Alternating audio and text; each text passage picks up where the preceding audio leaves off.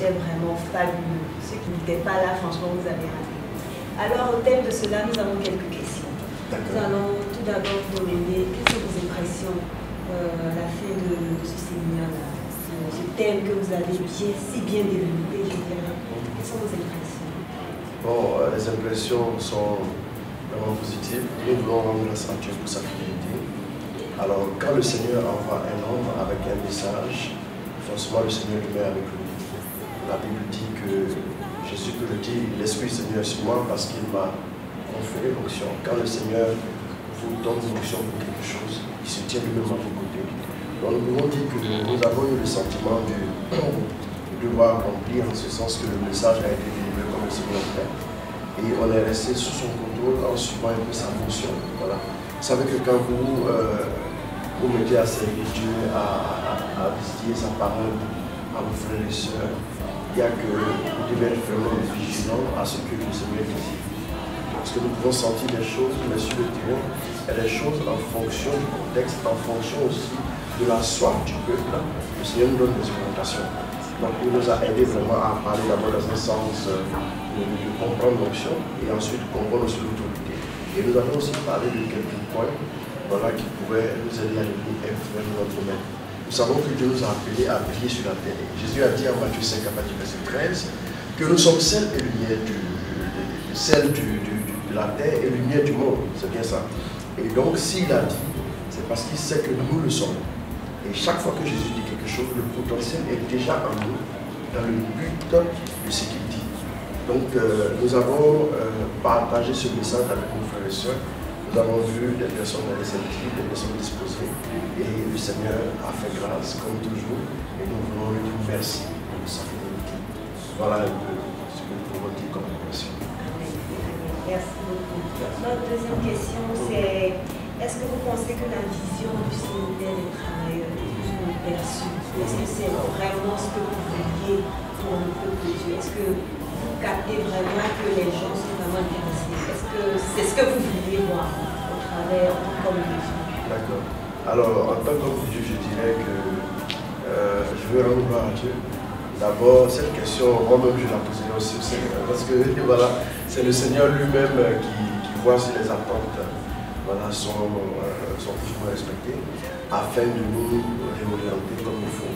Mais à notre humble niveau, collaborateurs du Seigneur, nous pouvons dire que nous voyons quand même, au fur et à mesure, avec les témoignages qui nous viennent, ça et là, que le peuple est en train de saisir le message. Parce que c'est une intuition, c'est une vision qui parle du cœur de Dieu. Que Dieu saisit un homme et il fait sentir ce qu'il sent sur son cœur à lui. Et ensuite, les deux ensemble se lancent pour que le nom du Seigneur soit glorifié. Mais pour que ce que Dieu a prévu là puisse être donné aux hommes comme il le désire. Pour cela, nous voulons dire que les hommes sont en train de rentrer petit à petit dans cette vision. Parce que c'est une vision qui prend en compte aujourd'hui tous les chrétiens, les jeunes chrétiens qui veulent réellement briller dans leur domaine. Parce que nous savons qu'il y a plusieurs domaines d'activité. Mais autant il y a le domaine d'activité, autant aussi l'ennemi offre aussi des contradictions pour nous empêcher de tendre le règne de Jésus. Donc il est important que chacun puisse, pour le thème, l'autorité et l'onction, pour devenir influent dans son domaine. Si nous ne sommes pas influents dans notre domaine, nous serons forcément influencés. Vous voyez qu'aujourd'hui, il y a même des chrétiens qui ont pour mentor des personnes qui ne sont pas forcément chrétiennes. Il y a beaucoup de chrétiens qui lisent des livres de développement personnel qui sont écrits par des personnes qui ne sont pas chrétiennes. C'est parce que dans certains domaines, nous n'avons pas encore de part.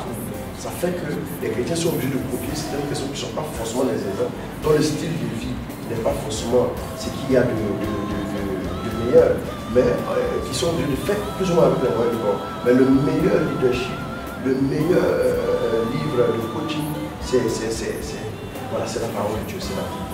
Donc nous pouvons dire que le peuple est petit à petit en train de rentrer dans cette vision qui est d'édifier un peuple, des chrétiens qui vont être leaders dans leur domaine, qui vont éclairer chaque domaine d'activité où les ténèbres sont en train d'avancer. Ils vont éclairer ces domaines d'activité pour que aussi dans certains domaines qui sont importants, comme le monde des affaires, le monde de la politique, le monde de la communication, le monde de l'amour et tout ça, que l'évangile aussi puisse entrer pour éclairer tous ces domaines-là.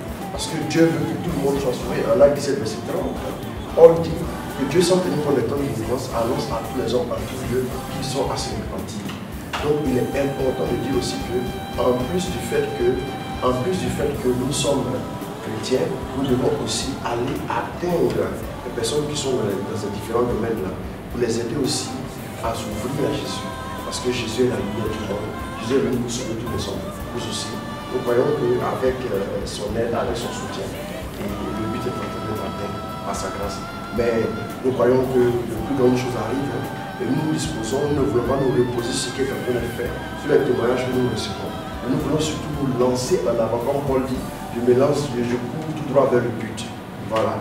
Donc voilà un peu ce que nous pouvons partager concernant ce point. Okay, merci beaucoup, Papa Maudit. Nous étions vraiment bénis. Et comme il a dit, nous avons développé beaucoup de points sur l'onction et l'autorité et comment se laisser influencer par Dieu. Alors nous rendons grâce à Dieu pour la vie du modérateur, pour la vie de ce ministère aussi, qui nous permet d'acquérir de nouvelles connaissances dans notre monde professionnel aussi. Alors nous vous invitons pour le prochain, bien sûr. Le prochain qui se tient déjà ce sera le 1er juin. Le 1er juin, nous aurons l'occasion de donner le thème. Le Saint-Esprit nous a donné le thème et nous allons communiquer ça dans la prière pour aider encore une fois nos frères et sœurs à entrer dans cette classe-là.